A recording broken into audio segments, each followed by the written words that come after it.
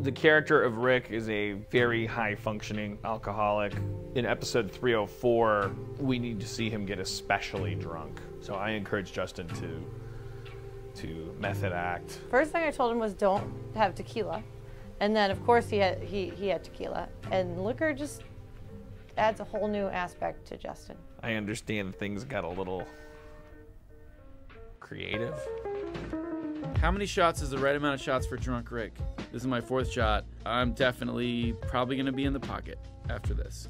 Oh, this little baby guy. I'm gonna tell you where to stick it. Because...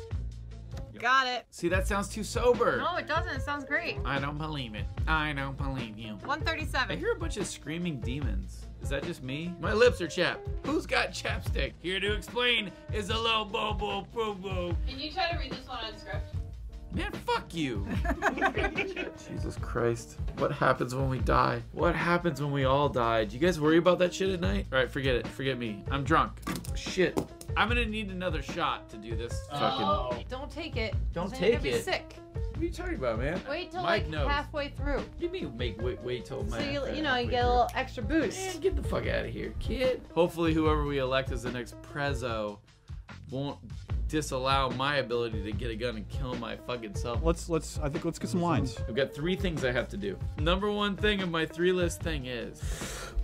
Oh my god. Here to explain is little baby princess. Whoa, whoa, whoa, whoa. I've been working on this show since season 1, and this is by far the least productive and messiest record day we've ever had. So, thanks a lot, Harmon. Oh, can you hear it? It's a tiny violin. Oh, did you have to wrangle Justin for the performance of a lifetime?